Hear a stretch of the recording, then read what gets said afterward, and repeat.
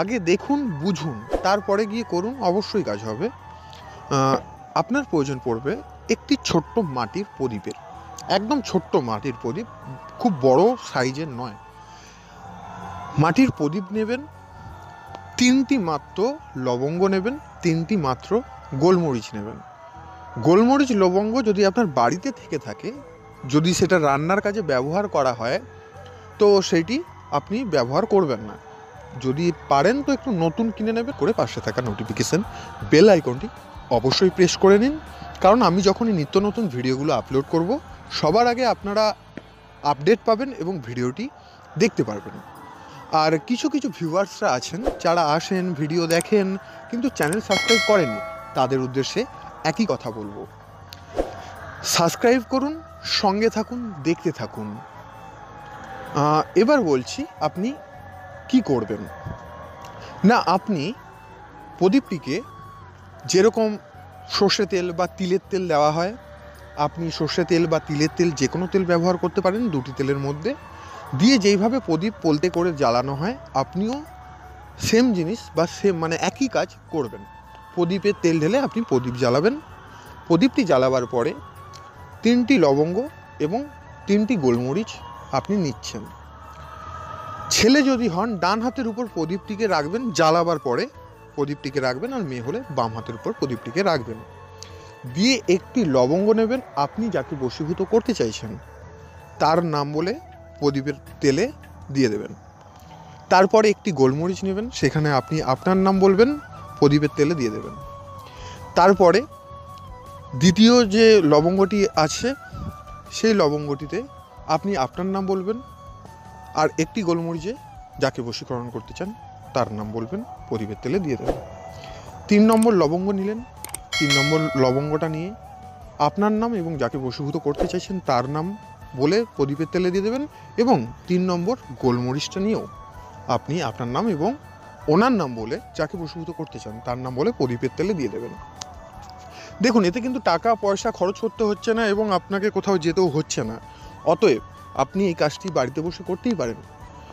আর আরেকটি কথা বলবো, একটি উপায় দেখে কারোর সাথে যোগাযোগ করবেন না, একটি ভিডিও দেখে কারোর সাথে যোগাযোগ করবেন না।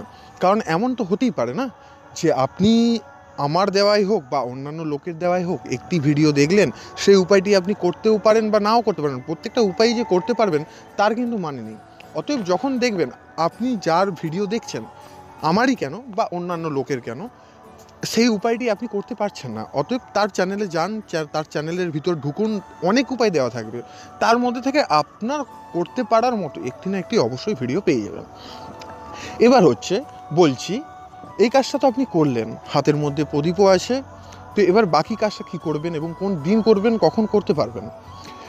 এই প্রদীপটিকে নিয়ে হাতের মধ্যে নিয়েই আপনি আপনার যে মনস্কামনা, যে আপনি যদি প্রেমের মধ্যে থেকে থাকেন, আপনার প্রেমে করছেন বা ভালোবাসছেন, তাতে অনেক সমস্যা দেখা দিয়েছে এবং ফোন নম্বর ব্লক করে কামনা বলতে থাকলেন বা স্মরণ করতে থাকলেন।